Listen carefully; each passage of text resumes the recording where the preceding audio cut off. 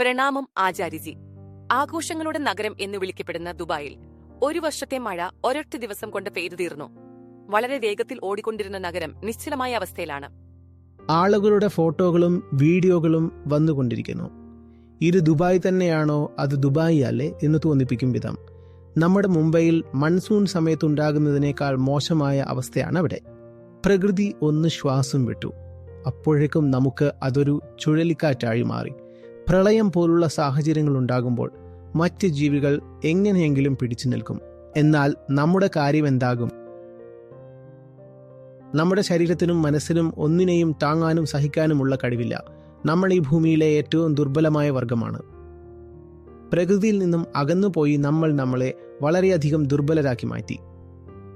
ഇതിലുപരിയായി നമ്മുടെ ഈ ദുർബലത തിരിച്ചറിയാതെ നമ്മൾ വീണ്ടും പ്രകൃതിയുമായി കളിച്ചുകൊണ്ടിരിക്കുകയാണ്. ഒരു തിരമാല വന്നാൽ എല്ലാം തുടച്ചു നീക്കപ്പെടും. നിങ്ങളെ സംബന്ധിച്ചിടത്തോളം ദുബായ്, ചെന്നൈ, മുംബൈ ഏതൊരു തീരദേശ നഗരവും വലിയ കാര്യമായിരിക്കാം. എന്നാൽ പ്രകൃതിയെ സംബന്ധിച്ചിടത്തോളം അതൊന്നുമല്ല. പക്ഷേ മനുഷ്യൻ തന്റെ സ്ഥാനം മറന്നുപോയിരിക്കുന്നു. ഇത് ആത്മജ്ഞാനത്തിന്റെ കുറവ് കൊണ്ട് സംഭവിക്കുന്നതാണ്. ആത്മജ്ഞാനം എന്നതിനർത്ഥം തന്നെ സ്വന്തം നിലയും വിലയും അറിഞ്ഞിരിക്കുക എന്നതാണ്.